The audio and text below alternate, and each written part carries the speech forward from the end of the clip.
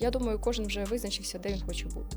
Або ти в війську, або ти для війська, або ти живемо в такому світі в такий час, що, як я кажу, або ти, або тебе. А напевно ж ти приходиш до ФТГ, і тебе на другий день крутять, в'яжуть. Спочатку абсолютно повний цикл навчань, кількість годин, тоді виїзд на повноцінний виїзд на МВГ. Якщо на це є можливість захистити своє місто, то чому би і ні? У нас є величезна кількість людей, які одномоментно або різними волнами можуть повернутися, скажімо так, назад в суспільство.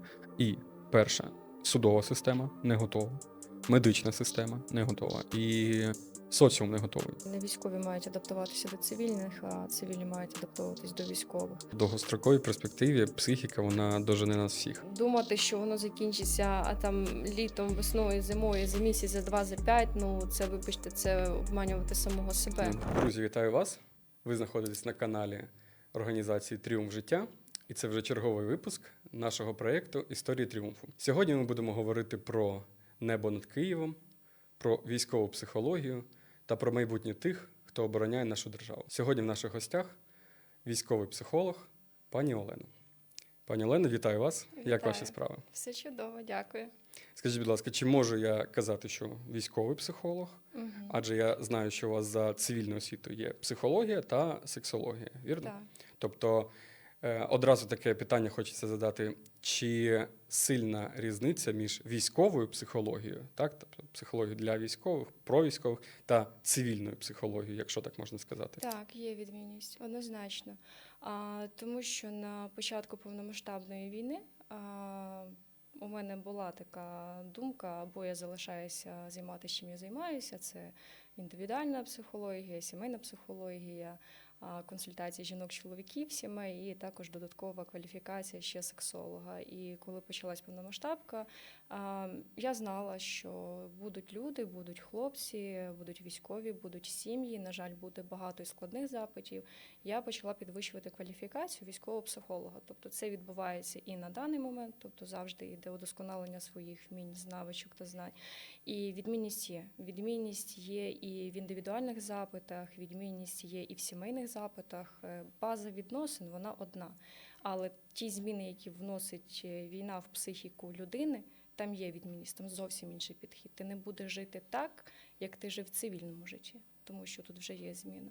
Тому так, є суттєва відмінність. Цього необхідно навчатися, щоб допомогти ефективно і екологічно, не нашкодивши іншій людині. Тобто я правильно розумію, що це, можна сказати, ваш був свідомий вибір піти перекваліфікуватися, чи це просто такий щасливий збіг обставин? Я до цього, чесно скажу, не була готова, тому що на початок Майдану я була в 10 класі. Я знала, що я хочу бути психологом і так далі. Я вступила у 2015-му і вже, напевно, на 2018-й я хотіла ще здобути додаткову освіту «Національна безпека». Але так як на той час медійно війна десь була там, і ми не очікували того, що буде повномасштабка, я думаю, які військові там. А то я ще була досить юна, у мене була можливість там навіть поїхати, поспілкуватися, дізнатися, що це, як це. Я якось лишилася все-таки в кваліфікацію особисті запити, чоловіки, жінки, сімейна психологія, мені це більше подобалось. І, власне, ось на початок повномасштабки, звісно, в мене були сумніви. Або не вистачить досвіду, або я не знаю, що, куди, як.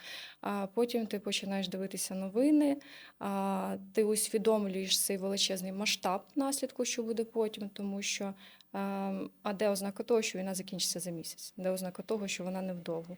Звісно, були сумніви, і на той час я слідкувала вже з іншими психологами, і я визначила, що я підвищу кваліфікацію, там в складних саме запитах, і взагалі військова психологія, що це таке, і буду набувати досвіду. Тобто мій шлях починався з того, що я долучалася на благодійні фонди, на жіноче коло, теж на багато ГОшок. Це були абсолютно безкоштовні заняття, тобто виділяла декілька годин в тиждень для того, щоб вести. Звісно, військових на початок не йшло так багато, тому що була основна задача – це що? відбивати атаки. Ніхто не біг там, о, мені психолога дайте за 2 місяці. Були сім'ї, які чекають вдома. Були жінки, яким виключають світло, вона з дитиною. І відбуваються атаки, ми не знаємо, що це таке. Так? Згодом почались долучатися вже військовослужбовці. На жаль, і госпіталі у важких станах, на жаль, і важкі психологічні стани. І відповідно, я досить пам'ятаю цей момент взимку. Я спілкуюся на лекції з військовим психологом і самим військовим, у нього такий великий досвід стаж, і він каже, знаєте, тобто, якщо ти хочеш бути дотична до них, тобі необхідно відчути, що це таке побути там. І в мене тут почався такий самий, не знаю, веселий, невеселий етап в житті. У мене є знайомі, які на той час вже знаходилися на сході, Донецька область. І я запитала, чи можу я поїхати до вас на декілька днів, яка там буде техніка безпеки, тобто, що я хочу, там обмін досвідом і так далі. Тобто, чи можна? Кажуть, да, ну ти поїдь, ми тобі допоможемо. Ти допоможеш нам, ми тобі. Я поїхала спочатку на 5 днів. Я пам'ятаю той момент, де мене поламало в Ізюмі. Ми тільки заїхали, я побачила знищені міста, села, я побачила, що таке деокупація. Так? Тобто у тебе в голові, от знаєш, такий, ти це бачиш по каналах, там, по Ютубу, по телеку, м'яко кажучи, а тут ти це відчуваєш ось тут. І ти плачеш. Я їду, я пам'ятаю, що я плачу, бо я кажу, блін, це ось це кожен клаптик, це хлопці, якою ціною. Да? І тут ці загинувших дуже багато, ці сім'ї, хлопці з ампутаціями. І у тебе вже йде такий особистісна зміна. І все. І це десь стала точка ось цього відліку. І відтоді я фактично 12 місяців, майже кожного місяця, по тиждень-два їздила в одну з частин, де я займалася з військовослужбовцями. Тобто це були новачки хлопці, так, які без жодного досвіду, що таке війна, і молоді хлопці. Це були військовослужбовці, які ще з часів АТО, які з Майдану ще несуть військову службу. Це були хлопці, які за часів повномасштабки. І ти бачиш весь цикл. Ось того, що відбувається з тобою, коли ти заходиш, і який ти виходиш, що відбувається в сім'ї, що відбувається особисто, як війна диктує, на жаль, свої умови, як тебе це виїдає психологічно, як ти бісишся на це. Я пам'ятаю, я виїжджала колись на Київ, ну, відповідно, на Київ, потяг тільки куди ще їхати. І, знаєш, там так темно завжди, година вже там 6, все зачиняється, там темнота, ти їдеш в Київ, тут світло, така, типу, ого, да, там наче свої люди, там зелені машини люди, а ти їдеш сюди в цивільне, і ти бачиш ось так. Ну, особисто мій злом Різниця, да. стався. Да, я поїхала навесні, в липні мене бомбануло. Я вдома всім ходила, казала, та ні, зі мною все окей, да, там. Звісно, це збільшуються консультації, збільшується допомога, за тебе дізнаються, ти комунікуєш, ти стаєш містком між військовими і цивільними, особливо навіть сім'ями. А потім в липні мене саму догнало, і я вже почала більше навіть відслідковувати по собі і більше могла допомагати хлопцям. Згодом я займалася з хлопцями, які після складних ампутацій, які, на жаль, мусили виїхати на лікування, хто в Штати, хто в Німеччину, хто в Польщу з сім'ями. І там вже починався такий новий досвід, що відбувається з військовим на 6-й місяць, на 7-й, на 8-й, коли починаються флешбеки, коли панічні атаки, коли мішають жахіття, коли виникає почуття вини за те, що я вбивав. Ось навіть є таке, да? Бо поки ти на війні, ти нищиш того, хто хоче знищити тебе. І цей весь цикл, ну, довів до того, що я сьогодні тут. Ми дуже вам вдячні за це і за Дякую. такий титанічний труд, який, можливо, одразу і не сильно можна реалізувати, але я думаю, що в довгостроковій перспективі психіка, вона дожене нас всіх. І мені дуже цікаво, чи пам'ятаєш ти, як ти зустріла саме початок повномасштабного вторгнення і свій стан був, який в тебе був? Тобто, чи ти була готова, чи це була несподіванка, чи була якась перша думка кудись бігти або щось навпаки зустрічати, готуватися, підготовувати, допомагати нашим хлопцям? Так як і більшій частині нашого населення, для мене це було неочікувано, хоча певні члени моєї сім'ї на той час сказали: Лєна, ще 15 числа щось буде. А я новини не дивлюсь, в мене свій тут поток. Я кажу, та, слухай, кажу, все буде окей. А, звісно, мене застало від потужних вибухів. Я в новини, тут паніка. Телефонуєш до всіх своїх, що де куди, складаєш все необхідне, бігом в магазин купити хоча б медикаменти, ну те, що для твого виживання, купити якусь їжу, що було заготовлено. І ми виїхали на той час в безпечне місце, але буквально днів 2. Знову ж таки, ось цей хаос, ти не знаєш, що відбувається. Я почала собі в інсту закидати там техніки дихання, да, там, як заземлитися, ось вже щось готувати для цивільного населення і плюс-мінус для військових, да, щоб знати діяти, як в такому стані, навіть як скласти ось цю там чемоданчик собі, да, там сумку, щоб все було необхідно, якісь психологічні техніки для діток, да, тому що багато хто возив діток паніка, це теж дуже важливо було. Потім, знову ж таки, там дуже мало минуло часу. Мені здається, тижнів, напевно, 2, поки плюс-мінус, можна це сказати, стабілізувалося. Я побачила навчання в одного з психологів по військовій психології. В неї дуже великий досвід, і вона шукала там психологів, спеціалістів, хто буде доєднуватись, і я, не задумуючись, і доєдналась. І з того вже почалась допомога. Досить часто далі влаштовували дуже багато і змагань, і там з дому щось висилаєш, і кошти скидаєш, да, там, чи необхідна там якась їжа, чи якісь забезпечення. Дуже багато хто пішов зі знайомих. Ну, відповідно, в кого хтось іде знайомий чи близький, ти намагаєшся давати забезпечення саме туди. Тому починалося саме з такого. А мій стан, не було такого моменту, щоб десь втікти, поїхати. Хоча на це була можливість, не знаю, не змогла б. Якби мене на даний момент запитали, чи ти поїдеш, дивлячись, як відбуваються масовані атаки навіть по Києву, я би не поїхала. Хоча мені замовити квиток виїхати – це хвилина часу. М'яко кажучи, я не хочу. І таких думок ніколи не виникало. Бувало таке, що ти виснажуєшся, і, на жаль, є дуже багато невдячних людей, які знаходяться і обесцінюють твій вклад в війну. І тобі хочеться це все кинути. Думаю, та займайтесь собі самі там все. Ось, але не можу. Я правильно розумію, що є з точки зору психології 3 реакції на якусь подію, якщо так більш упростити її. Тобто це біжи, замри або бий.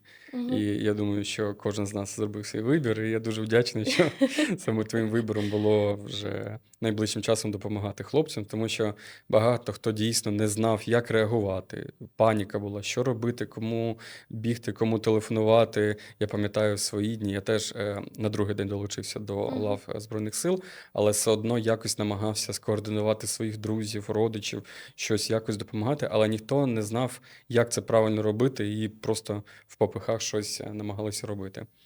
І мені зараз хотілося б запитати і підняти таку тему. Тобто, я правильно розумію, що наразі ти продовжуєш бути психологом, різні є спеціалізації, але також одна із частин твого життя – це є участь у протиповітряній обороні Києва та Київської області. Я правильно розумію? Так. Чи можеш ти, будь ласка, розповісти про це трошки детальніше, дивлячись, враховуючи те, що можна казати, що не можна казати? Я думаю, ти знаєш це більш детально. Так, в основному моя діяльність поділяється на цивільно-військову частину.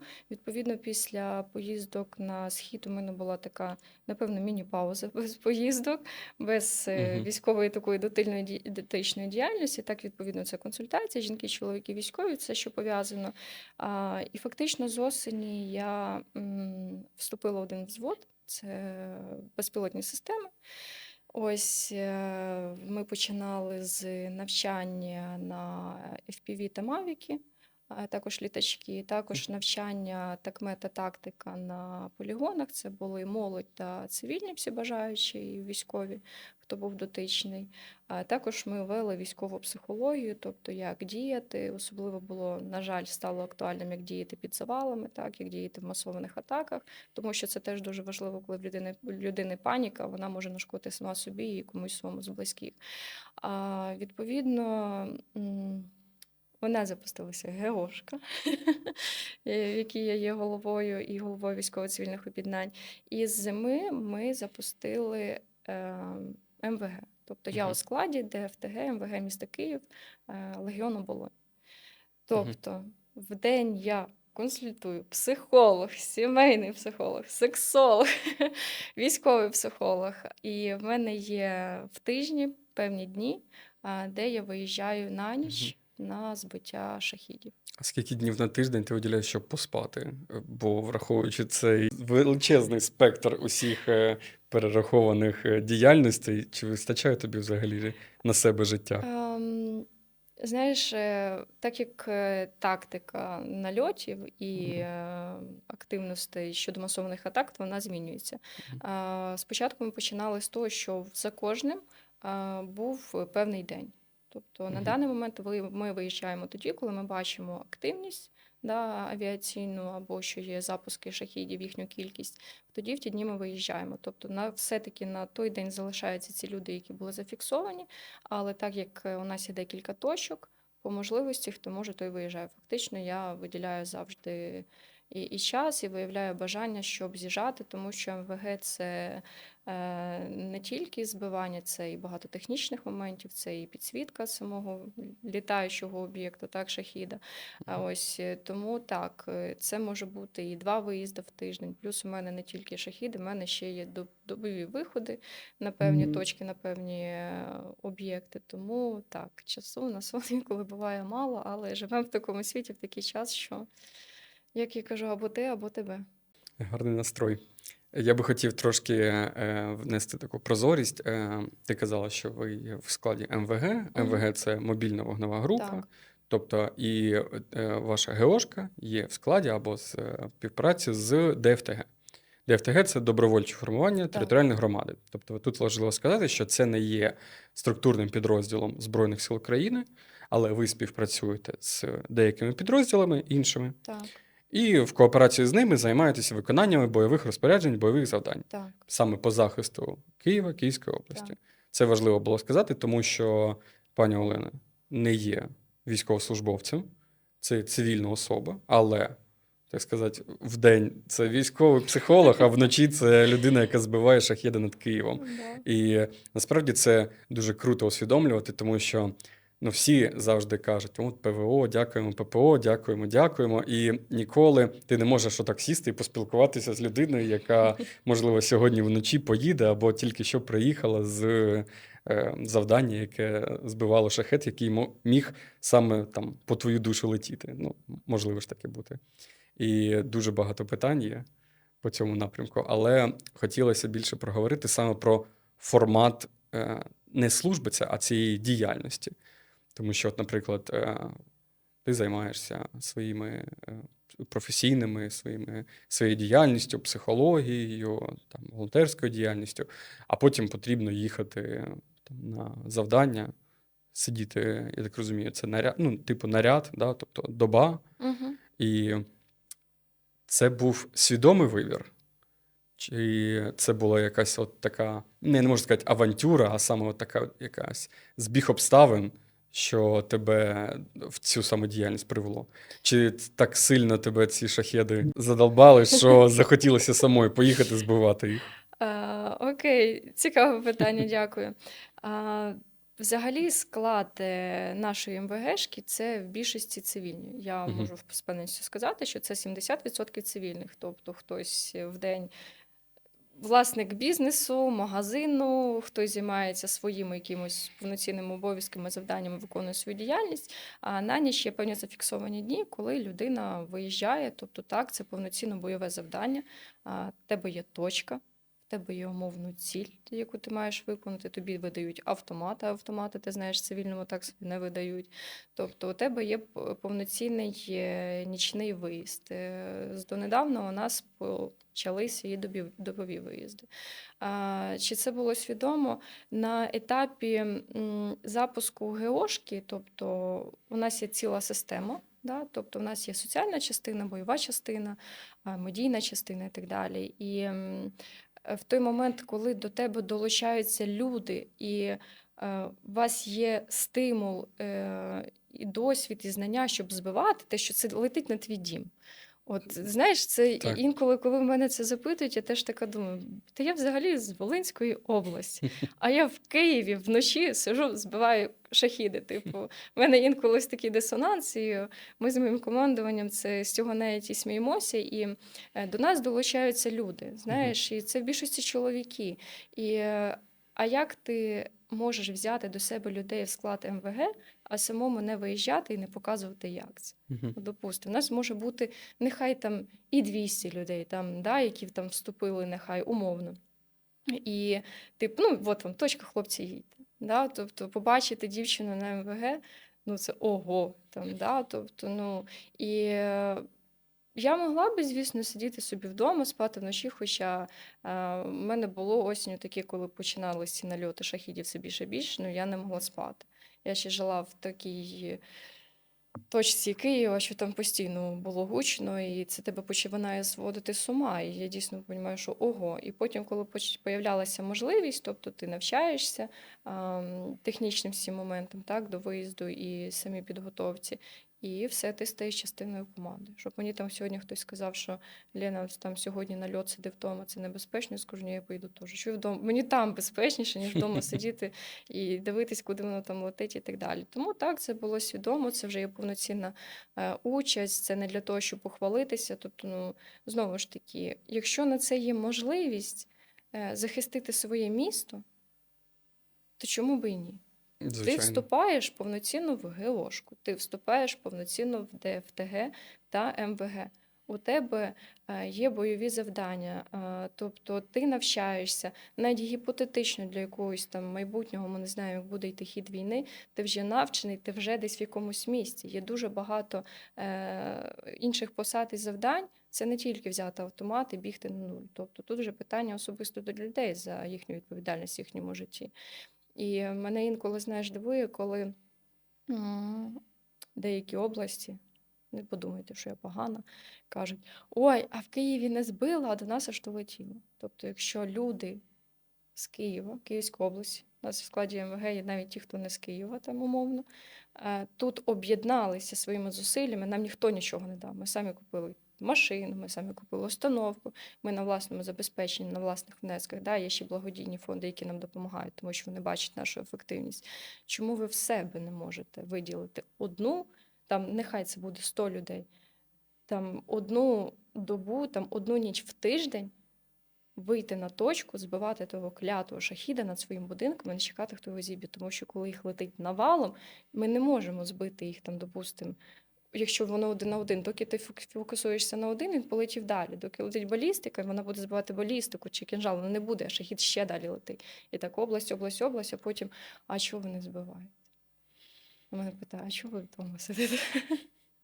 Ну, це не в обіду, але тобто на це є можливість, і якщо там ніколи не стидно, ніколи не пізно зателефонувати, там, допустимо, нам напишіть, слухайте, ми хочемо там таке от об'єднання, там, місто, не знаю, якийсь там зміст, там, допоможіть. Ми з задоволенням підкажемо, як це все запустити, як це на офіційних основах долучити і так далі, долучати людей, навчати. Ну, є ж на це шанс, є на це можливість. Одразу отут вилазить вже силочка на вашу організацію. Пишіть, звертайтеся, всьому навчать. А от мені цікаво, ти казала, що саме забезпечення, ну, власне, я розумію, там авто, там техніка, це все, але ну, банально патрони. Це видає вже з ДФТГ. А, Тобто у нас же окей. ж є вища система, Угу. тобто, де ми входимо. А звісно, вони нам надають точку, вони Угу. нам надають вже вогнепальне, ми ж теж все під підпис, Ну, так далі, звичайно, нічого це ж свого. документація, бюрократія, Да. без І цього так як нікуди. все фактично удосконалюється, і ми також йдемо далі, тобто, якщо є якісь нові установки, тому що шахіди теж змінюються, вони стають більш ефективнішими, для них і змінюються наші сили знищення. Тобто, якщо там умовно необхідно таку установку, на таке-то, нам дають це ось на виїзд. Виконали, підписали, здали і поїхали там по домам. Звичайно, це ж історична якби тенденція, що коли змінюється там дія, то і має змінюватися протидія. Спочатку була одна тактика для шахедів, потім була інша тактика. Зараз там роями там з'являються, я знаю, ще на супутниковому зв'язку шахеди, з'являються там ще якісь, які реагують на звук, на світло, багато всього є. і потрібно якось враховувати це в нашій обороні і відповідно на це реагувати. Тому це до того, що постійно потрібно самовдосконалюватися, потрібно завжди навчатися, потрібно завжди підготовлюватися, перепідготовлюватися. І дійсно це важливо не сидіти просто в стороні і думати, а коли ж там його зіб'ють же. От, пані Олена, це яркий приклад, тому що підіть самі збийте. Так, щодо навчання, ми усьому складу МВГ, які у нас є плановані щотижневі виїзди Мгм. на а, місце навчання, де ми вчимося зі всіх установок, та знову ж таки тактика, такмет і поводження з вогнепальною і на збиття шахідів. І також на тижні є школи навчальні, і тобто в кого є бажання, в кого є час, там, допустимо, пишу, що там, допустимо, в п'ятницю на 12 годин їдемо туди, на таку установу. Плюс. Плюсанули, поїхали, повчилися, тобто і все окей. Супер. Навіть я аж захотів. Питання, Вступай. можливо, у вас, та я вже в іншій організації, там трошки по-інакшому все. Можливо, у вас ще й УБД дають за це? Так, в МВГ є певна кількість днів, це до 50 днів. Угу. Тоді тобі видається ОБДшка, тому що ти повноцінно у складі ДФТГ, МВГ і ти на бойовому завданні. Я так розумію, це ж відповідна кількість навчань з поведенням з вогнепальною Кількість навчань зброєю, з вогнепальною, тактична медицина, тактична, правильно? тактика і плюс, звісно ж, виїзд. Тобто Ну, ти супер. спочатку Одні навчаєшся, плюси якісь. у нас такі командування, і в цьому дуже великий плюс. Навіть якщо ти дуже бажаєш, я хочу поїхати всю мію знати, спочатку навчання, на тебе подивляться, тоді їдь. Тому що не забуваємо психологічний момент. Тому Мгм. що їх може летіти декілька, може летіти один, і може летіти низку. І тебе може замкнути на цьому моменті, що от він летить, і ти типу, що делать? Ну, це теж такі, типу, вагомість, це має бути, тобто, свідомо. Тобто, це теж може бути якась певна небезпека. Звісно, ми каски, жилети, повністю амуніція, тому що шахіди є з певними скидами, навіть такі кульки маленькі, які там десь летить, і десь посипалось тобі, не дай Бог, в голову. Це ж теж твоє життя. Тому так, спочатку абсолютно повний цикл навчань, кількість годин, тоді виїзд на повноцінний виїзд на МВГ, на бойове завдання. І дуже важливо сказати, що дуже багато є всього нового, що до цього моменту ще не було. Тобто ти казала про якісь там скиди, що ще, це про захист кажу. І наші вороги можуть придумати дуже багато того, до чого ми можемо не бути готові, а нам потрібно це передбачити. І все одно, в першу чергу, дуже правильно сказала, захист, особистий захист, індивідуальний захист це на першому місці має бути, тому що у нас немає такої можливості, як у нашого ворога, давити кількістю. У нас на рахунку кожен боєць, кожна людина, кожен громадянин України, і тому нам потрібно думати про безпеку кожного із нас. Це дуже важливо. І, мабуть, хтось із глядачів зараз дивиться і каже: от вони такі розумні, сидять там, що підуть самі збити, одні плюси, і УБД дають, і на якомусь там пікапчику покататися, шахеди позбивати. А напевне ж ти приходиш в ДФТГ, і тебе на другий день крутять, в'яжуть. Це ж тільки так у нас відбувається, правильно? Це сарказм, якщо що. І тебе відправляють кудись в піхоту. Скажи, будь ласка, спростуй цей міф, що ДФТГ, ті, хто приходять в ГО або ДФТГ, вони не мобілізуються в швидкому порядку, їх не мобілізують, в бусик не закручують, і взагалі це відбувається по-інакшому. Угу. Заходити до нас в інститут, дивитися фотки з січня по цей місяць, склад хлопців, які виїжджають, там постійно є фото, вони нікуди не поділися. Немає такого. Я особисто в нас весь склад, а він поповнюється завжди. Да? Тобто з зими всі хлопці, які у нас були, вони досі з нами. Звісно, тобі ж видають і спеціальний дозвіл виїжджати вночі. Тобто, навіть якщо тебе зупиняють, тобто в тебе тут все підпис, наказ, тобто ти учасник МВГ таких, то ти виїжджаєш там і так далі. Ну, не було такого, тому що ти повноцінний член і нашої команди, і ДФТГ, МВГ і ГО. Нас немає хлопців, яких кинули там на мобілізацію. У нас навпаки, що саме цікаво, у нас хлопці, які цивільні вступали в нашу ГОшку, військову ГОшку, да, вони на даний момент, частина з них вже на ВЛК, вони хочуть лишатися в нас. Тобто хлопці, які взагалі не планували пов'язати своє життя з війною, і тут їм величезна повага. Вони хочуть лишитись, кажуть, ну, ми ж знаємо, що за цим десь стоїть майбутнє і так далі. Тобто хтось займається своєю діяльністю, там, на якихось своїх основах, хтось вже повноцінно в нас, і, будь ласка, чому ні? Я думаю, що це насправді дуже важливий момент, тому що чому люди не хочуть мобілізуватися? Так? Від незнання того, що їх очікує, що з ними далі буде, і від незнання того, де вони можуть принести свою користь своєю діяльністю. І дуже багато людей думають: блін, так а що я, куди я піду? Мене ж одразу там кинуть в піхоту і вперед в атаку.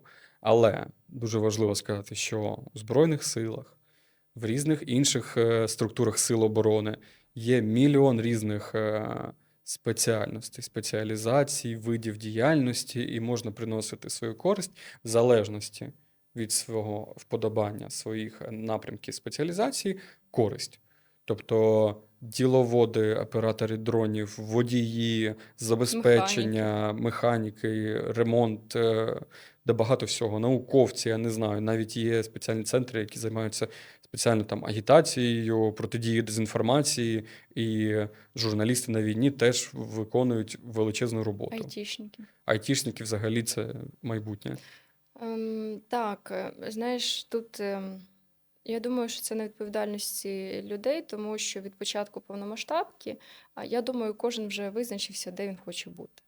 Або ти в війську, або ти для війська, або. Да, і в кожного своє або.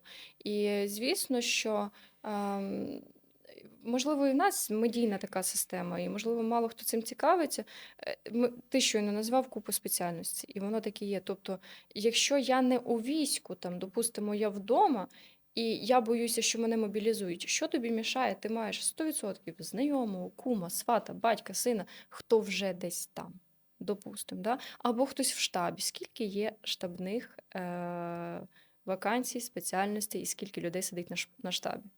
Ну, тобто, у нас десь упущена ця система, да, що є відсоток, який виконує бойові завдання. Звісно, є мобілізація, жахлива мобілізація, коли тебе запакували за день, десь вивезли, фіг знати куди. Да, там. А є можливість десь щось дізнатися, десь кудись піти і сидіти на посаді. Ну, в кожному батальйоні є штаб. І ці штаби теж не заповнені.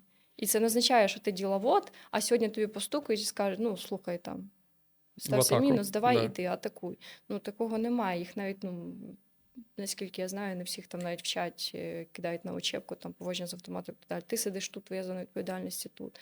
Жінки там у війську теж вступають. Дуже багато є жінок і на бойових позиціях, є багато жінок на штабі, є багато жінок навіть, які на якихось частинах там локаційно, допустимо, місто Київ, да, і вони теж долучені до війська. Чоловіків таких багато. А технічних скільки спеціальностей?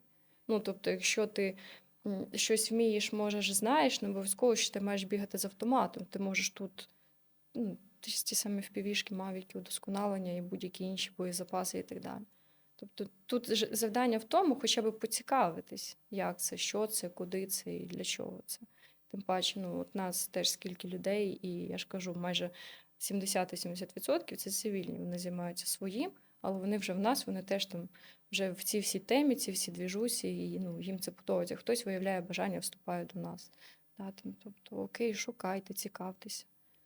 100% погоджуюся, і я хочу додати, що от мені стабільно протягом там останнього року, десь, от як я в Києві вже перевівся, мені стабільно десь 3-4 людини зі своїх там знайомих телефонують і кажуть: а от якщо що, можна до тебе в Київ? Я кажу, можна, а які курси ти проходив? Ніяких. Так, а навіщо ти мені тоді в Києві потрібен? Я для того, щоб служити в Києві, до цього був 22-й, 23-й ВЛК обмежено придатний, тому що. І інші історії. А ну, ти що пройшов? Хоча б зараз, ну, мільйон різних курсів, операторів, зв'язок, забезпечення. Тому що коли ми кажемо слово штаб, да, то ми відкриваємо такий ящик Пандори, де одразу накидаються тилові криси, штабні щури і так далі. Насиділи, в Києві сидять, але подобається чи не подобається, на одну людину, яка виконує бойові завдання, потрібно скільки людей, так, щоб її забезпечити? 6-7, і підвести БК, і нагодувати, і документи правильно зробити, і психологи, які потім поговорять з цією людиною і проведуть свою роботу, і потрібно ще цю людину там одягнути, і так далі, і так далі, і так далі. І в Збройних силах та інших силах оборони немає посад, які не працюють на нашу спільну перемогу. Це потрібно усвідомити, і всі посади важливі, всі посади нам потрібні. Тому я тут повністю погоджуюся з нашою тезою про те, що набагато легше жити цивільне життя, якщо є якийсь там банальний сертифікат з тактичної підготовки, знання з вогневої підготовки, де навіть банально знати, які є окремі роди та види військ. Так? Тому що коли ти людині кажеш, та я там служу не в ТРО, а в сухопутці, яка різниця? Ну, так це ж те саме. І ти починаєш, ми вже за 3,5 рік повномасштабної війни, там 11-й рік Великої війни пройшли. Можна ж вивчити це. Тому це не є якимось докором до цивільних, це скоріш є така негативна мотивація, що, ребят, хоча б вивчіть, які Збройні сили, які є окремі роди та види військ. Це ж не важко. Хто які патчі носить. Хто які патчі носять, тому що ти потім ходиш загальновійськовий, оцей золотий патч, от у мене загальновійськовий патч, загальноармійський, і на мене потім, якщо я по пікселю ходять, все. Якщо з папочкою ходжу, це взагалі ужас. Можу зайти в кав'ярню з папочкою і сідати на будь-яке місце, тому що всі вони різко становляться вільними. Так, тут я згідна, тому що, знову ж таки, зона відповідальності, і я особисто я нічого в тому поганого не бачу. Тобто, навіть, допустимо, той самий такмет. Нас кожного дня, в лучшому случаї, валять з неба, чим тільки можна. От вміння надати допомогу собі та своєму близькому. Знову ж таки, більшість чому, я слідкувала за цим і навіть за даними, статистикою, і більшість чому не хочуть йти там вчитися на того ж самого пілота, чи там мавіків, півішка, тактика, бо вони думають, що вони зараз получать бумажечку, повчився, все, його там десь знайдуть, його І кинуть. в атаку. Дуже багато є навчальних класів, навчальних установ, декілька є з них і в Києві, де ти навчаєшся, там повний цикл навчання, де тобі дають там ось цю бумажку, що ти там такий, там закінчив таке-то. І все, ти вже готовий. Тебе це ні до чого не зобов'язує, тому що дуже багато хто думає, що поки він буде вчитись, там буде ходити ТЦК, і вас здається, навчився, пішли, тобто вас питали. Такого не буває. Я чому це кажу? Тому що ми колись по тактиці думали над тим, щоб запустити повноцінний цикл навчання для цивільних. Національна безпека. Вже ж вийшло. Я взагалі тільки за, не знаю, не заклюйте мене, будь ласка, тобто кожна людина, яка живе у війні, у стані війни і взагалі ще післявоєнний час буде довгий, ми всі маємо піти на національну безпеку, хоча б для себе. Це тебе не зобов'язує до того, що ти підеш у військо. Не йдеш, не йди, йдеш молодець. Тобто тут все на людському такому відношенні, тобто повчіться для себе. Не дай Бог, щось десь колись станеться, ти хоча б будеш знати, як взлетіти, скинути того скида. Або ти хоча б будеш знати, як захистити себе. Коли тобі дуло в лоб наставлять, ти вилкою його будеш колоть чи лопатою по голові бити. Умовно. Тому я думаю, ось ці всі полігони, вишколи і так далі. Тобто їздять в більшості молодь, бо хлопці 25+ бояться, що їх же на тому полігоні злапають, посадять. Ніхто нікого не садить. Їдьте, вчіться. Навпаки, тобто це знання, вміння, навички мене дуже стимулювала, молодь, коли це були хлопці від 15, 16 до 18, дуже багато молоді, це хлопці, дівчата, вони літали класніше за хлопців навіть в півішці і на мавіку. Дівчатки, 15-літні, 16-літні, яка в 11 клас ходить дівчинка, вона класно літає, скидає скиди. І вони кажуть, мені буде 18. У нас є ось випадок, хлопчик Саша, йому виповнилося день тому 18, його ж не впускали на МВГ, тому що тільки з 18. До нього телефонує командування, вітає його там Саша з повноліттям, а Саша такий, а мені вже можна на МВГ? І цей Саша з зими 6 місяців, він чекав, коли йому буде 18, щоб його допустили до МВГ. Круто. І Такі ще тебе історії тільки надихають. І от раз ми вже заговорили за молодь, то мені цікаво, а з твого власного досвіду, який середній вік саме от ПВО, ППО, хто працює в цій діяльності, ДФТГ, який середній вік? Це більш люди, скажімо так, середнє плюс віку, чи є багато молоді теж? плюс віку. Тобто це люди, які у, скажімо так, цивільній частині життя мають повноцінну роботу, бізнес або якусь діяльність, а потім раз на тиждень або раз в якийсь період свого життя вони виїжджають на завдання і виконують за діяльністю. Да? Так, ну тут уточнення може бути і один в тиждень виїзд, а якщо нальоти, то виїжджає більше. Це плюс вік. Угу. В більшості це вже мужчини. Ми навіть дивилися по статистиці нашої хошки, це всі ці мужики, там, ну, мужчини і з бойовим досвідом, і цивільні чоловіки, і багато хто ще за часів АТО Майдану, типу, у нас.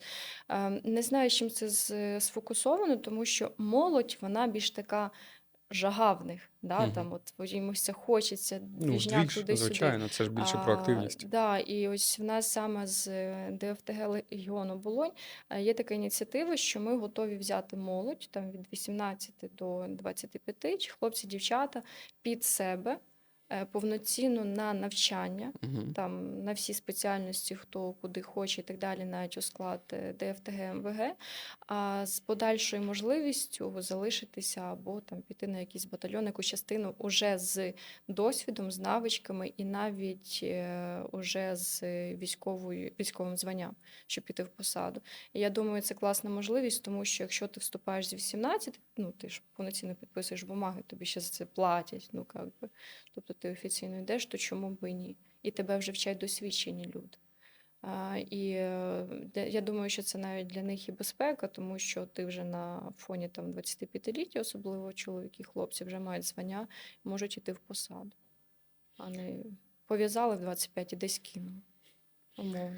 До речі, це дуже цікавий момент. Я думаю, про нього поспілкуватися трошки більше, саме про молодь, тому що півроку тому Міністерство оборони запустило таку ініціативу, тобто молодий контракт для тих, кому було від 18 до 24 років.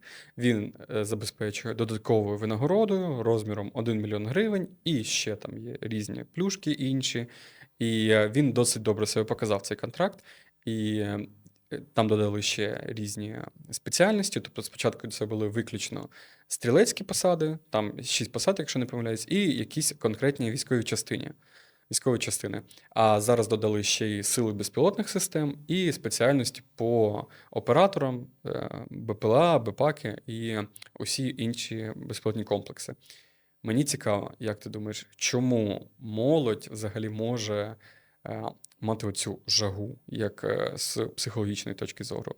Чому молодь от хоче йти? Це якесь виховання, це, можливо, якесь національно-патріотичне бажання захищати країну. Адже ну, всі ж кажуть, да, що там, куди ж ти йдеш, ти ж молодий, це ж найкращі роки твого життя, а ти он в армію покалечиш себе, поламаєш психіку, ще там, не дай Бог, що ще. Сиди спокійно, якщо мобілізують, то вже мобілізують. Але все одно є дуже багато молодих, які ні, я сам піду і от мобілізуються по цьому контракту. Як ти думаєш, чому взагалі у молоді може виникнути це бажання йти двіжувати? От, власне, я за це і кажу, що є можливість з молоддю. Знаєш, у кожного своя зона, да, ось цієї мотивації. В більшості так, це іде національно-визвольне виховання, можливо, у когось хтось з близьких у війську. І я думаю, що молодь сфокусована саме з тих зон і областей, де наближені бойові дії, бойові зіткнення або масовані атаки. Тому що якщо ми будемо знаходитися в соціальному дійному світі, так, всі пишуть те, що ти кажеш там. Твоя молодість, живи своє життя, лучше життя на сьогодні, відстаньте від тих дітей і так далі. Тому я думаю, що якщо гіпотетично оглядати війну тими очима, яка вона є, вона жахлива. Ну, навіть умовно нам сьогодні кажуть, от все кінець, а мені здається, ми не готові до кінця. Я дуже сильно навпаки боюся кінця, тому що ми не те, що не готові. У нас є величезна кількість людей, які одномоментно або різними волнами можуть повернутися, скажімо так, назад в суспільство. І перше, судова система не готова, медична система не готова, і соціум не готовий. Я думаю, ми можемо це трошки більш детально обговорити, тому що я вважаю, що нам потрібно не готувати військових, не тільки готувати військових для повернення в соціум, а й готувати цивільну частину нашого соціуму до повернення тих самих військових. Потрібно працювати з сім'ями, з дружинами, з чоловіками, у яких дружини військові, з батьками, з дітьми.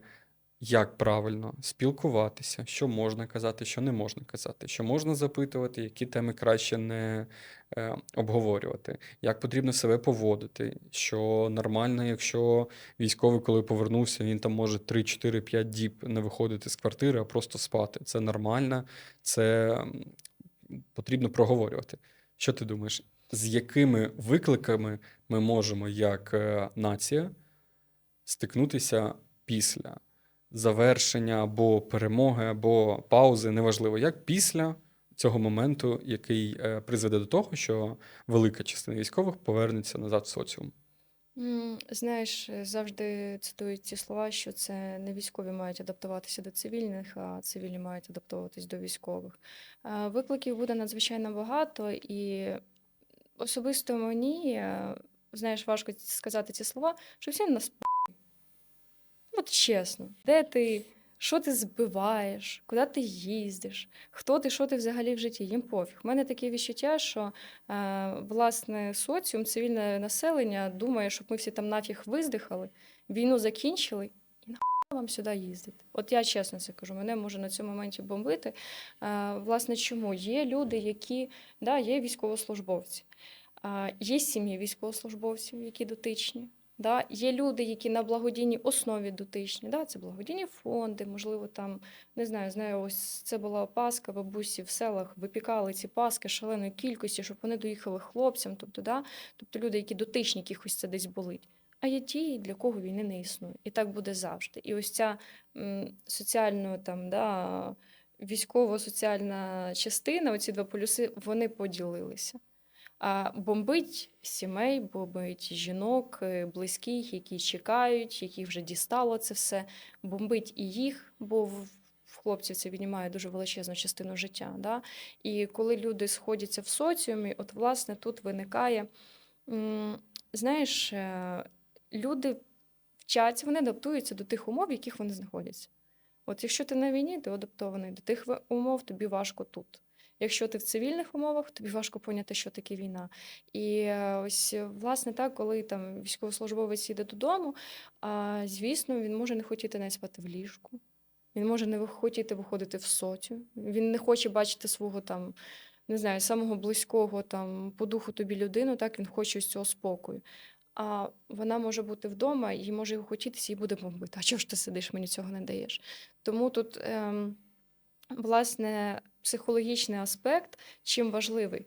Мені дуже подобається, коли сім'ї, ось, допустимо, у мене буває таке, що жінка ходить на консультації, вона підключає чоловіка або дівчина, в якої хлопець військовий, або він у війську, і він підключає свою сім'ю, або вони вдвох націлено йдуть, бо є дуже багато хто вже демобілізований, є дуже багато чоловіків з ампутаціями, і це ще одна складність знову жити в побуті. Так? Коли в них є свій сімейний там військовий психолог, який їм допомагає налагодити цю комунікацію, вона може відчувати і бути з ним, да, і тим же допомагати йому бути в сім'ї, не відкидати його ще далі, щоб тебе не було, я тут собі сама. І навпаки, людям важливо все частіше дивитися, читати пости, дивитися відео, дивитися такі підкасти, да, там, які питання задавати, не задавати. От питання. А скільки ти вбив? Ну, це взагалі там, да, там. А коли війна закінчиться? От такого. Да. А що там вони? Ну, а ти на танку їздив? Ну, Це взагалі, типу, інколи задають такі запитання, і ти не знаєш, як на них відповісти. Тут теж важливо і для військових пояснювати свої там, да, особисті межі. От на щось я готовий, на щось не чіпаю. Але ж наші люди, які, коли, знаєш, кажеш дитині, от не лізь туди, бо током б'ється. Аж хочеться, чи стукне, чи ні. От наші люди люблять лізти в конфлікт, щоб за це отримати. От є там, не чіпай його, якщо він не готовий. Ні. Та давай запитай. І це починає бомбити.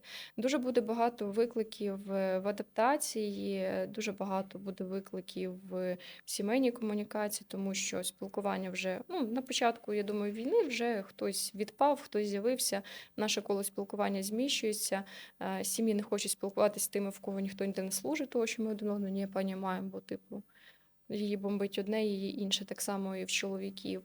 Мають бути підготовлені і система освіти, і медицина, і судова система, да, і адвокатська система. Тобто наші люди мають, я думаю, це навіть зона якоїсь вдячності за те, що хтось віддавав своє життя за твоє, а потім ходити по вулиці, дивитися на хлопців, хто з ампутацією, і казати, та я тебе туди не посилаю, я вдома сижу на двох, мені тут класно. Да, там.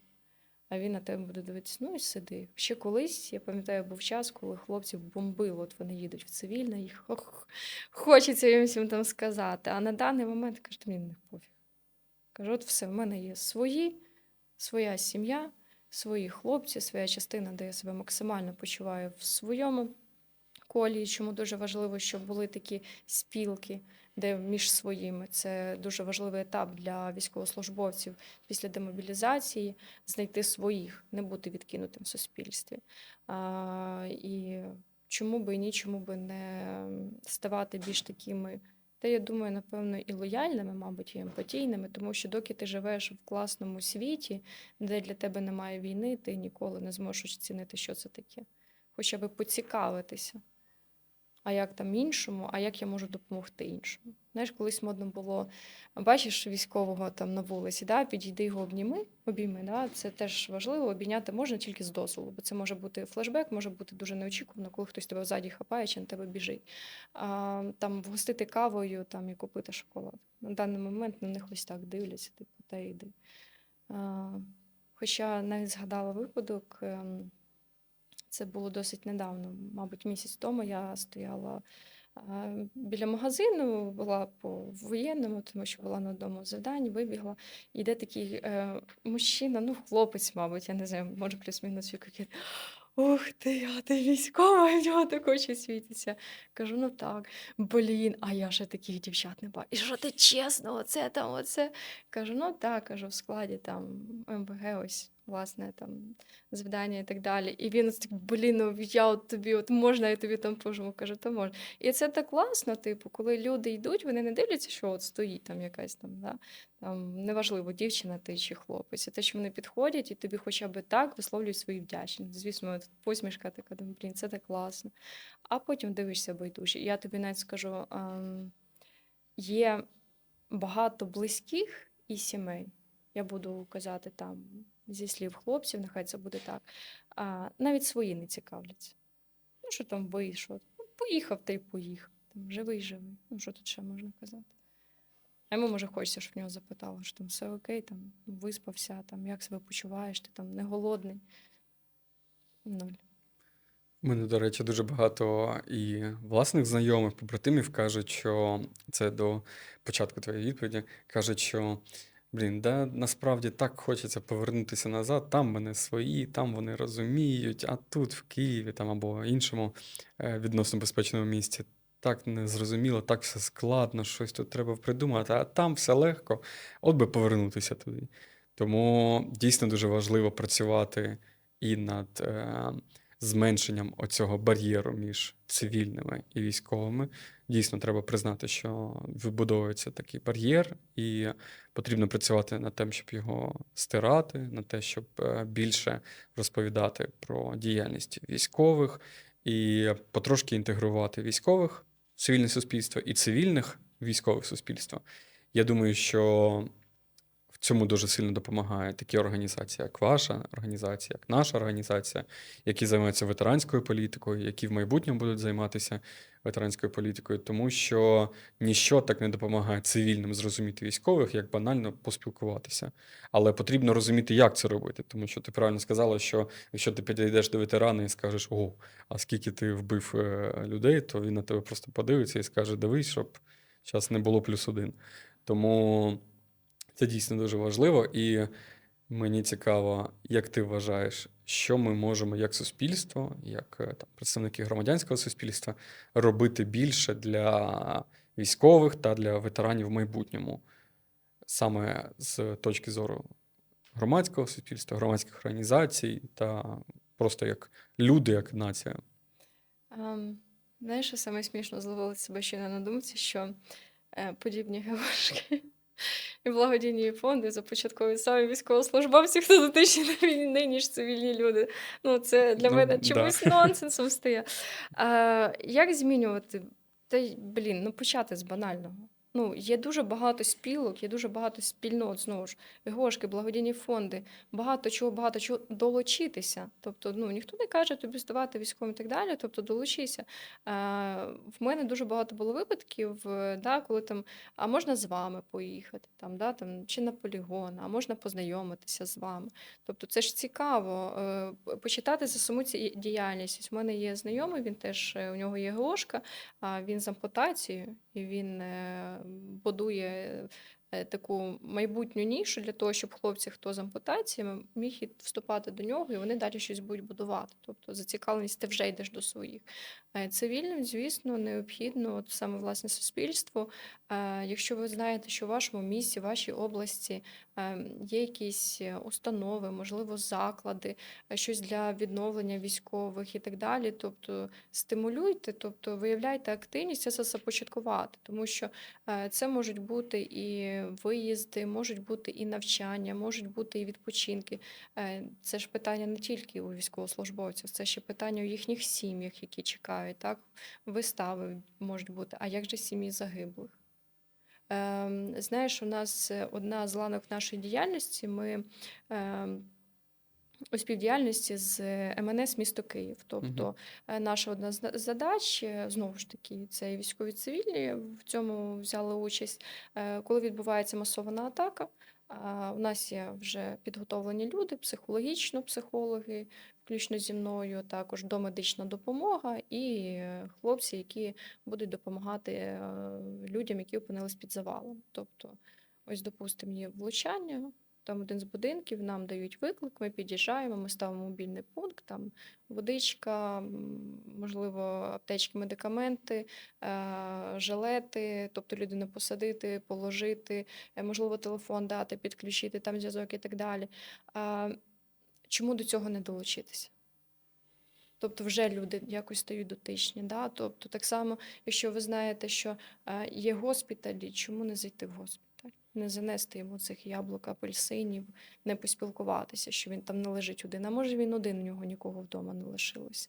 В нас бувають часткові виїзди в госпіталь, ми не знаємо, до кого ми їдемо, ми там кажемо, ми такі-такі, ми з собою там маємо там пакунки, там, можливо, солодощі може бути, можливо, щось свіже купляємо, бо не завжди можна, тому що, власне, можуть бути дієти і будь-які ускладнення. Чому не виявити бажання не поїхати, не поспілкуватися? Я знаю, буває інколи важко дивитися на таке. Чому не зайнятися ініціативами? От як ми будемо, закінчується війна, окей, їде, нехай там величезна кількість військовослужбовців, які з Києва, куди їм подітися? От саме банальне. Багато хто буде, на жаль, обмежений там, фізично. Ми подумали над тим, а як полегшити йому життя? А ми подумали над тим, що ми достатньо людяні, щоб підійти до військовослужбовців з ампутацією і сказати, можливо, вам допомогти? Піднятися в ліфті, там, відчинити багажник машини, не знаю, щось такого. Да? Тобто кожна людина має почати з себе. От ми завжди влада винна, влада, ми і є влада, мене це теж бомбить. Ну окей, якщо ви є влада, так ви ж люди, ви ж якось маєте цьому допомагати. От я як і цивільна, я і психолог, і я допомагаю, я багато допомагаю, і там, і там, і там взагалі ті їжджу, шахіди збиваю. На що вони мені були там, да, от таке ж питання. Ти стаєш якоюсь дотичною, тобто в мене тут і своє життя, в мене тут і вся діяльність. Знаю багато місць, де взагалі нічого немає для відновлення військовослужбовців. Самі ж військові їдуть до себе додому, об'єднуються і щось думають. Бо ніхто більше думати за них не хоче. Ти от перерахувала можливості, якими можна допомагати для військових. І ще, знаєш, я особисто хотів додати такий коментар, що те, що майже кожен із цивільних може допомагати, це донорство крові. Тому що я, наприклад, більше 10 разів здавати, у мене там підвищений тиск, тому це мені там і подобається, і корисно, і це все. І я завжди кажу там своїм знайомим, да, банально підіть, перевіртеся, здайте кров. Тому що кров теж може допомагати, кров теж може допомагати. І у нас Київський міський військовий Ви були госпіталь, там. він постійно потребує донорства крові, особливо після нальотів на Київ, на область. Тому це те, що кожен з нас може робити в незалежності від там фінансового стану, психологічного стану, просто піти годину виділити на кров, і це навіть корисно. І знаєш, що яке ще хотів питання сказати про те, що ми спілкувалися про ветеранську політику, так, про виклики, які нас чекають, про судову систему. Це я маю на увазі там різні компенсації, а мені там не доплатили, мені там довідку не видали і так далі. Про медичну сферу, так, це медична реабілітація, психологічна реабілітація, там реінтеграція в суспільство. І ще одне питання, яке мені здається, теж воно дотично відноситься до психології, це проблеми, які можуть виникнути у військових і майбутніх ветеранів з працевлаштуванням. Тому що військові, які зараз служать вже 3,5 роки Великої війни, повномасштабного вторгнення, вони, можливо, не захотять повертатися до своїх цивільних робот. Можливо, вони не будуть собі це уявляти, а як же я там був умовно на СТО працював, а зараз я тут вже 3,5 роки бігав з автоматом, ну я вже нічого не пам'ятаю. Там айтішники, які кажуть, блін, а куди ж я повернусь, там вже IT-технології на такий шалений стрибок вперед зробили, я вже навіть нічого не знаю. І у мене є дуже багато молодих знайомих. От у мене є там товариш мій, йому 23 чи 24 роки. І він мені каже: я 3,5 роки, він з другого дня повномасштабного вторгнення, він воює. І в нього є підстави для того, щоб списатися по стану здоров'я, але він цього не робить, тому що він мені каже: а от що я буду робити? Він випустився в 21-му році, півроку десь там пропрацював, і потім в лютому 22-го мобілізувався. Він каже: я не знаю, що мені робити, от банально. І куди я буду списуватися, що я буду робити? Піду там охранником в АТБ за 15 тисяч. Ну, не дуже хотілося б. Це я зараз не намагаюся принижувати якісь посади. Я про те, що можуть виникнути проблеми з працевлаштуванням. І хотілося б почути думку саме з психологічної точки зору. Як ми можемо на це повпливати? Чи, можливо, я зараз тут нагнітаю, і взагалі такого не буде, і всі ми разом складемо автомати і підемо на наші колишні роботи? Ось саме тут і відмінність між психологією і військовою психологією. Кожен військовослужбовець до кінця життя залишається військовослужбовцем. Так? Це дуже великий наслідок війни. І, власне, доки у нас війна не закінчена, от уяви, він воює від початку повномасштабки. Він бачив все і навіть більше. Там його хлопці. На жаль, бувають багато випадків, і ти думаєш, він так спокійно дасть автомат, поїде додому і буде тут по ночах спати, знаючи, що його хлопці там в окопі. Ну, ти його сюди ніякою ціною не заманиш, ніякою посадою. Тому що одне питання, коли для нього війна буде закінчення на полі бою, і він з легкістю там вижив додому і буду думати щось вдома. А інше питання, коли, допустимо, він у складному стані, чи коли він демобілізований, і він вже не може назад піти у військо. А він знає, там мої пацани. Він не піде не вантажником, не айтішником, не викладачем англійської мови. Він піде в штаб. Він не зможе збігати з автоматом, він буде возити бика. Не зможе возити бика, буде готувати хлопцям їсти. Не зможе готувати їсти, буде писати бумаги. Тобто він не буде сидіти тут. Він не зможе, бо війна ще не закінчена. Ось і це таке питання для кожного навіть на даний момент діючого військовослужбовця. А що тут? Там я бігаю, там знищую, да, там і так далі, щось там змінююсь, досягаю, там, яким би це чином не було. А тут от багато хто з них каже, навіть дуже багато хто з ампутацією на відновленні, на лікуванні, чому вони хочуть назад. Блін, там Лена та мої пацани, вони там сидять голі, босі, там інколи буває, що вони от їздять, і я теж хочу з ними, а я не можу. І ти думаєш, я тут буду вдома сидіти, там, не знаю, тобі малюночок малювати, квіточку з метеликом замальовувати. Каже, ні. От, знаєш, в кожного своє ставлення до війни, в кожного свій досвід, і комусь окей, хтось лишається вдома, і він, та слава Богу, там, все склав, пішов. Хтось хоче назад. Питання лише в тому, як ми будемо в етапі відновлення, тому що дивися, ти вже щось запустив, пов'язане з військовою діяльністю, і в майбутньому, я впевнена, ти теж будеш щось будувати. І з військової, і післявоєнної, і так далі. Навіть особисто я, у мене теж з цим зав'язана діяльність. Дуже багато теж ГОшок, які від військовослужбовців, вони навіть започатковують навчання. Я дуже пишаюся, для мене це надзвичайно сталеві люди, так, коли вони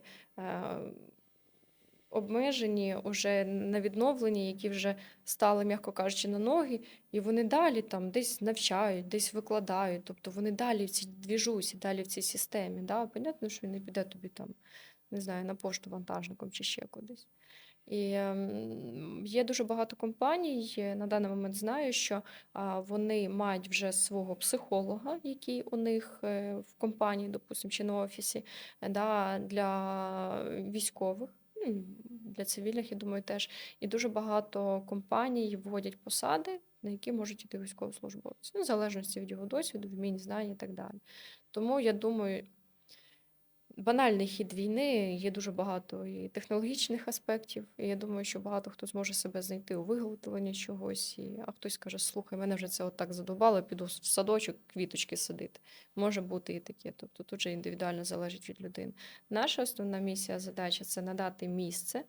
Да, і особливо це соціальна адаптація, психологічний аспект, допомогти людині знову знайти себе. Тому що в фоні того, коли тебе вивозять з бойових, ти наче це все ненавидиш, а потім ти десь мимоволі задумуєшся піти назад, бо тут все дістає. Йому необхідно дати тут якусь систему. Чому я тут можу лишитися?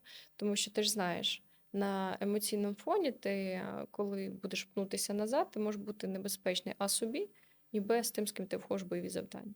А можливо, твоя місія вже залишитись тут і допомагати комусь, хто там. Може, з цього є більша ефективність. Дати йому задуматись над цим. Да, от чому ви хочете назад? Там мої пацани. А ви ось по стану там, да, там не можете. А може, ви доведете до того, що ви будете небезпечні. Ну да, типу, мене десь там щось хапане, а там мої пацани, вони будуть мене сунути. Мене одного 5, тобто я підставляю 5 людей. А що ви можете тут? А я можу тут. От, все, людина зазвала, ага, я можу. Хтось виявляє бажання, йде назад. У мене дуже є багато випадків, де один з моїх клієнтів каже, все, я лишаюся вдома. Більше не піду, відвоював, хлопцям буду допомагати, потім ломка, дзвонить мені за 2 місяці. Алло, Лена, дзвоню вам з Донбасу, що ви там, коли на консультації? Я кажу, ви ж мали бути вдома. Та не можу я тут вдома сидіти, я тут своїми пацанами, Тут і скучно, він да. живе цим, знаєш, і все. І задача психологів – це ж не тільки його заставити лишити вдома. Тобто ми займаємося з людиною відповідно до вже певного стану, до специфіки, як воно і куди воно має бути. Навіть додати немає чого. Дійсно неважливо, хто чим займається. Нам всім тут жити. Це наша країна, і нам всім потрібно в майбутньому якось бути дотичними, тому що хто окрім нас? І військові мають об'єднуватися, але не потрібно бути розділеними з цивільними. Це важливо, тому що оця розділеність, вона в майбутньому ні до чого гарного не приведе. І потрібно долучати цивільних, і це заклик до цивільних в першу чергу, тому що потрібно цікавитися, потрібно бути залученими, потрібно банально спілкуватися, дізнаватися щось нове. І мені іноді навіть дивно, це ж цікаво, дійсно. Я не кажу там якісь терміни, там вписувати якісь там накази, читати діловодство армійське, це все. Просто структура Збройних сил, дізнатися, які є окремі роди, види, і потрібно долучатися, потрібно об'єднуватися, тому що на початку повномасштабного вторгнення це саме те, що не дало нам зруйнуватися як країні, це те, що втримало нас, це єдність, і потрібно знову повертатися до того мотиву, до тих мотивацій, які в нас були в 22-му році, і які нас зберегли як країну. Я думаю, тут важливе питання в зоні, напевно, і свідомості людини, і як ти оцінюєш саму війну і те, що відбувається навколо. Тому що питання сидіти, моя хата десь збоку, я нічого не знаю. Я думаю, на такий масштабний колапс, що відбувається сьогодні, вдавати вигляд, що воно десь там, а я десь тут. Думати, що воно закінчиться, а там літом, весною, зимою, за місяць, за 2, за 5, ну це, вибачте, це обманювати самого себе. Да. Трамп прийде, порядок наведе. І саме мене лякає те, що люди цим і живуть. Тобто, знаєш, це військові зобов'язані. Та, подумайте логічно, на початок повномасштабки, скільки пішло хлопців з власної волі, і будемо казати і за бойові, і будемо казати за штаб і так далі, щоб бути дотичним, щось змінювати, і хтось з них був військовий, має якісь посаду чи звання, та більша половина пішла того, що захищає свій дім. І сьогодні покладатися, там, от він мені зобов'язаний, навіть я що на це вчилася. Ми зобов'язані собі бути щасливим. Оце єдине, що ми зобов'язані. Ось, і я буду сидіти думати, що там сьогодні полетіло, не полетіло, закінчиться, не закінчиться, а ще величезне масштабне питання, а що після? А як ти можеш сидіти і думати, що хтось тобі винен, коли, в твою хату летить? Да. Летить в твою хату, хочеш ти цього чи не хочеш. Не долучаєшся таким чином, долучись іншим. Ніхто ж не каже скидати кожного тижня там, по мільйонах. Окей, задай собі логічне питання. Що, чесно, вибачте, одна не випита кава в місяць? Скільки кава коштує ще? 60-50? І каву не випив, кинув донат. А скільки ти кинув донат? Одна не випита кава в місяць. Окей, знайди собі якусь, не знаю, частину, батальйон, взвод даже. От домовився собі там, хлопці, не треба їм там висилати там, більше, ніж їм там хочеться, як нас там люблять особливо з їжею. Її там в більшості викидають, ви на один взвод накидаєте стільки, що ти його не з'їсиш, там фактично таку кількість людей. Окей, знайдіть собі когось, з ким ви на зв'язку, в контакті когось знаєте, запитайте там, що вам необхідно. Хлопці там скажуть, або фінансова частина, або то машина і так далі. Якось киньтеся на одних, ви лучше одному комусь допоможіть. Якщо собі кожен знайде того, кому він може допомагати, так буде набагато легше. Я чесно скажу по нам.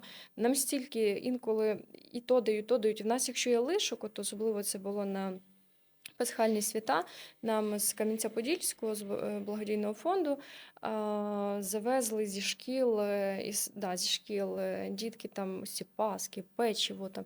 Ми ж всіх своїх обдзвонили, хто в нас є, хто наші на бойових, з інших частин там хлопців, яких я була, кажу, слухай, нам понавозили, кажу, тут каш, там чаїв, кав, кажу, надо, там я складу по ящику, надо. Ми всі склали, ми віддали більшу половину, тому що ми його тут не з'їмо, наше воно нам щоб лежало.